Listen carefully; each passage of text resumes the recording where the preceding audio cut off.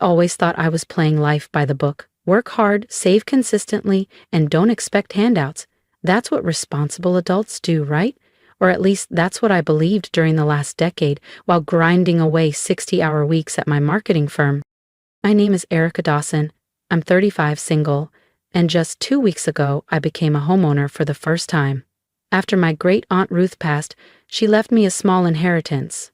Not life-changing, but enough to give my savings the boost it needed. Since I was 25, I'd been budgeting to the bone, living in a cramped shared apartment in Sacramento, skipping vacations, brewing my own coffee, and saying no to nights out. While others splurged on Coachella or designer handbags, I was quietly building my down payment. When I hit my goal, $300,000, 0 cents, I bought a charming little 2-bedroom bungalow outright in a quiet neighborhood near East Sacramento that's starting to bloom again. No mortgage, no debt, just mine. It's got creaky floors, outdated cabinets, and hideous 1980s wallpaper, but I love it. I even started doing the renovations myself. YouTube is my new best friend. I was mid-scrape, peeling sunflower borders off the living room wall when my phone rang. It was my mom. "Erica, honey, come over next Saturday. We're having a family meeting," she said with that too sweet tone she uses when she's being sneaky. "A family meeting? What for?" I asked, pausing mid-peel. "Oh, it's a surprise," she said breezily. "Be here by 4, and bring that chocolate cake from Sweet Juniper near your place." "Mom, what is this about?" I pressed. "Just a gathering. Your brother Kyle and his fiancée will be there, plus your aunts and cousins." That set off alarm bells. "It's a surprise, Erica. Just be here," she said, and hung up. I rolled my eyes and went back to the wallpaper. Whatever it was, it could wait. I had a home to rebuild. Unlike me, my brother Kyle has always had things handed to him. He was the varsity athlete in high school while I was in the science club. He dropped out of college to pursue creative freedom while I powered through 4 years of night classes to earn my marketing degree while working full-time. And somehow, our parents never seemed to mind. It was always Kyle this and Kyle that. When we were kids and both had events on the same weekend, guess which one they showed up to? When Kyle graduated high school, they threw a backyard bash with a DJ. My college graduation? A quiet dinner at a strip mall diner. I still remember my 16th birthday. I got a secondhand mountain bike. Kyle got a used Jeep the following year. When I questioned it, Mom said, "Well, Kyle needs it to get to his band rehearsals." As if my internships and weekend tutoring gigs weren't as valuable. But I've never been one to complain. I just put my head down and worked harder. That week flew by as I kept fixing up the bungalow. By Saturday, I'd finished scraping wallpaper and primed the living room. Seeing those fresh white walls made every blister feel worth it. That morning, I stopped by Sweet Juniper and picked up Mom's favorite, chocolate cake with buttercream frosting. As I pulled into the driveway of the old family house, I noticed the driveway and curb were packed. Uncle Ray's old Subaru, Aunt Lisa's hybrid, even my cousin Mariah's bright yellow Beetle was there. This wasn't just a gathering, this was something big. I took a deep breath, grabbed the cake, and headed inside. "Erica's here," Mom called out, swooping in to grab the cake. Perfect timing. We're just about to sit down. I scanned the room. Kyle and his fiancée Emily sat side by side on the couch, all smiles. Dad chatted with Uncle Ray. The others were drifting toward the dining room. "What's going on?" I asked Kyle quietly. He grinned. "You'll see." That didn't help the knot forming in my stomach.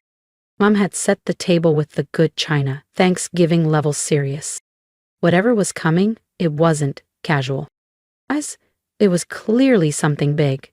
I took my seat beside my cousin Mariah, who looked just as puzzled as I felt. "Do you know what this is about?" I whispered. She shook her head. "No clue. Your mom just said it was important family news." Dinner was passed around. Roast chicken, scalloped potatoes, roasted carrots. And the cake I'd brought was placed at the center like a crown jewel for dessert. The mood was polite, conversations light, but there was a tightness behind every smile. Everyone was waiting for something. Finally, once the plates were full, my mom stood and tapped her glass with a spoon. "I want to thank you all for coming today," she said, beaming wide. "We have some exciting news." She looked directly at Kyle. Kyle and Emily are expecting." The table erupted into claps and cheers. Emily blushed and Kyle puffed up proudly, his hand resting on her back. "And they're getting married," Mom added. "We're already discussing venues." I smiled and applauded, honestly happy for them, despite everything. But then Mom shot a glance at Dad, and then at Kyle and Emily, before her eyes landed on me. Something in her expression made my stomach twist. "That's not the only news," she said. The room fell quiet. "As many of you know, Erica recently bought her own home." She gestured toward me. A few cousins nodded and mumbled belated congrats. "She's 35, still single, no kids, no partner." My cheeks burned. What did that have to do with anything? "But Kyle and Emily," she continued, "are about to start a family. They need a real home." I froze. "Erica," she said, voice sweet but firm, "this is your opportunity to be generous. Show your love for your brother. You should give your house to them." Silence. I blinked, waiting for the joke. It never came. "You can go back to renting," Mom said breezily. "You don't need all that space, do you?" If you think that was bold, wait until you hear what I said next. Don't forget to subscribe so you don't miss how this family meeting turned into something no one expected. I looked around the table. Dad nodded solemnly beside Mom.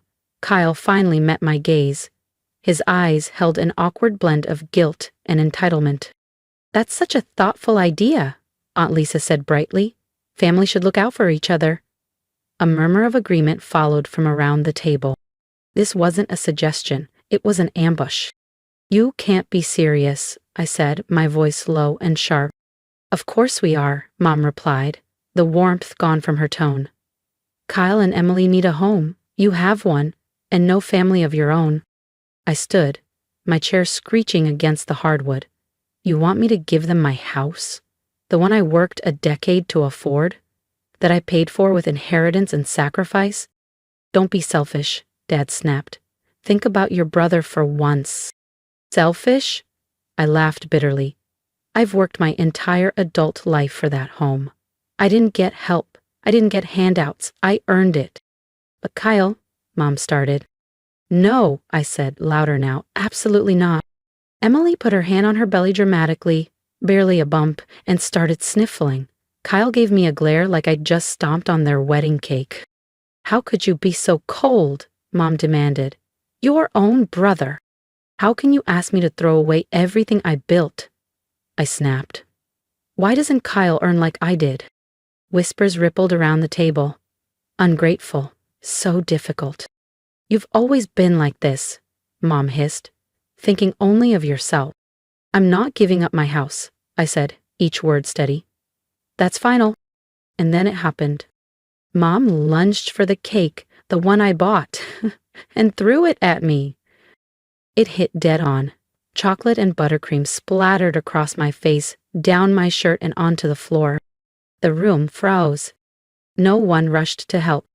"There's Colby." They looked satisfied. I wiped my eyes, grabbed my bag, and walked out. Behind me, the shouts began to rise. "Ungrateful. Selfish cow. You're no daughter of mine."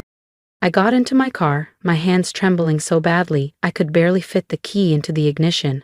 Somehow, I made it home, still covered in smears of chocolate frosting that had dried into my skin like some humiliating badge. I collapsed onto my thrifted couch, the same one I'd dragged from my old apartment, and just sat there, trying to absorb the emotional wreckage of the evening. My phone buzzed nonstop, message after message, missed calls. From Mom, from Dad, from Kyle. "You're overreacting. Just give them the house. You've always been so selfish. Your pregnant brother needs help and you turn your back?" I silenced the phone and tossed it across the room. All my life, I'd been second place to Kyle. When we were kids, he got Nike shoes, I got clearance bin sneakers. He went to basketball camp, I stayed home and read. When he turned 16, they hired a food truck and set up party lights. For me, a sheet cake in the kitchen with plastic forks. And now they expected me to just hand over the only thing I'd ever truly built for myself? So I thought about the house. Our grandmother's house. The one she left to Kyle and me equally in her will.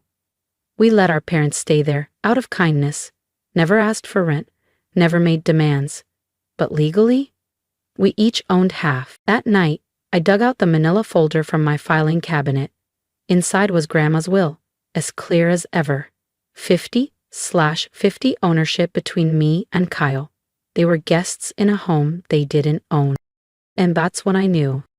The next morning, I was halfway through dialing a real estate lawyer when my phone pinged. The Facebook notification. I opened it and froze. My mom had posted publicly, "Sometimes your own child breaks your heart. Erica refused to help her pregnant brother when he needed her most." The comments, even worse. I was there, Erica was ice cold. Some people just don't understand family. Keeping a whole house for herself? Disgusting. I nearly dropped the phone. But instead of crying, I started to smile. Because if they wanted to play dirty, they clearly forgot I still owned half their roof. Not a single person mentioned the part where my mother hurled a cake at my face. No one questioned why I was expected to give up the apartment I worked years to afford. As I scrolled through the Facebook comments, each one landed like a punch to the gut. And the worst part? My mom was liking them. Even replying with things like, "We raised her better than this." It wasn't just a post. It was a smear campaign. That's when something inside me snapped. Whatever loyalty I had left broke. I picked up my phone and searched for a real estate attorney near East Sacramento. The first name that popped up, Blackwell Law Office. "Blackwell Law, this is Jenna," a receptionist answered. "I need to speak to someone about property rights," I said, my voice steady, focused. 2 hours later, I sat across from Jeremy Blackwell, a composed man with keen eyes and a quiet intensity. I laid it all out. The will, the apartment, the attack, the Facebook humiliation. "So, just to be clear," he said, tapping his pen, "you and your brother inherited your grandmother's home 50/50. You let your parents live there, rent-free. And now, after they tried to force you to hand over your own home, you want to know your legal options?" "Yes," I replied. "I'm not looking for revenge, just clarity, boundaries." He reviewed the will. "It's simple. You own half. You can force a sale, or require your brother to buy you out at market value. Your parents have no legal standing.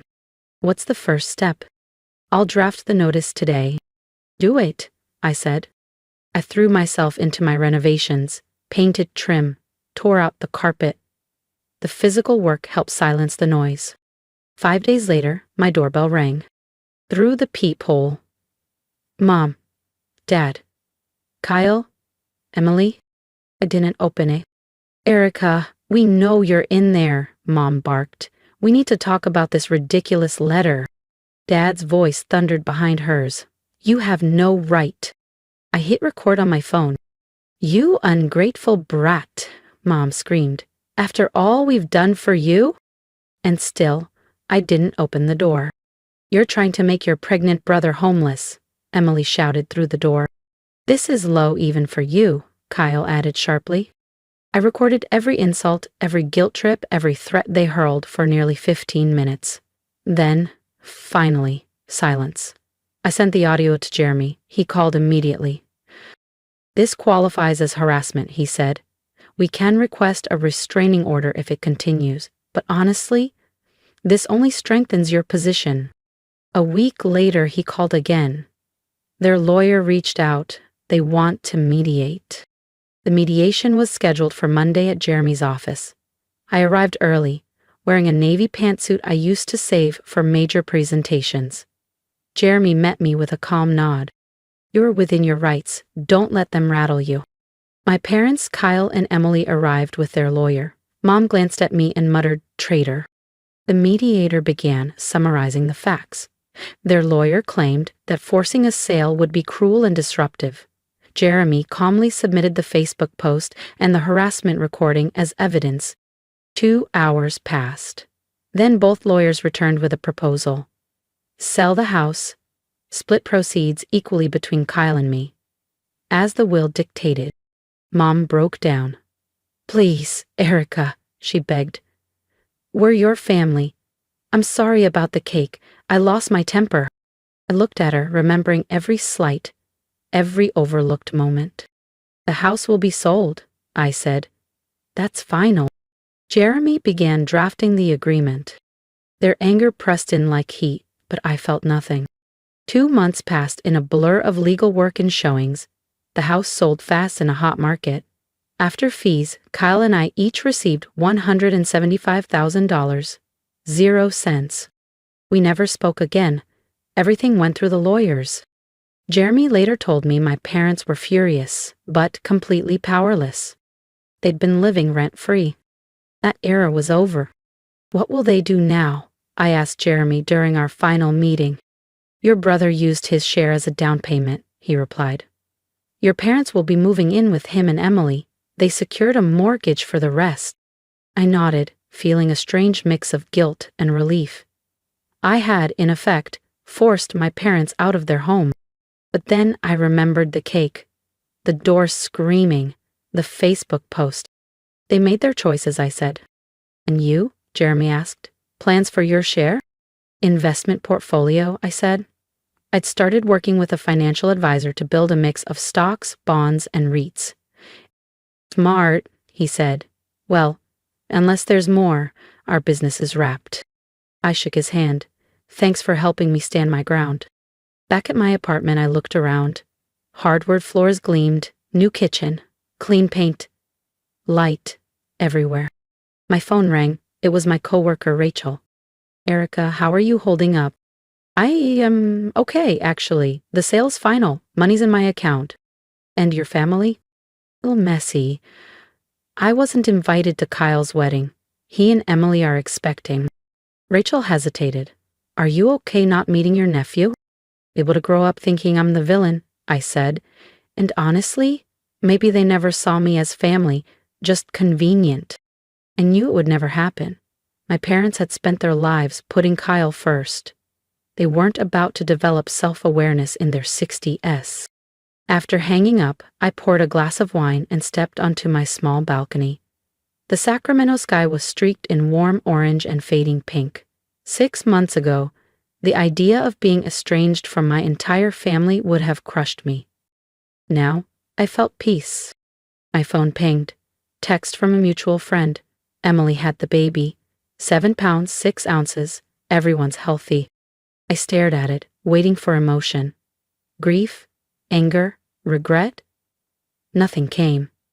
Just quiet recognition, like hearing about a stranger's milestone. They were all under one roof now. Kyle, Emily, the baby, and my parents. Living in a house funded by Kyle's half of Grandma's legacy, carrying a mortgage they'd likely pay into retirement. But I didn't feel bad for them. They'd made it clear I was never the daughter, sister, or aunt. I was the resource, the purse. Back inside, my apartment greeted me in calm silence. Some would call it lonely. I called it freedom. On my bookshelf sat one box of photos, just Grandma and me. She saw us equally. She tried to balance the scales, and I was finally done burning for others.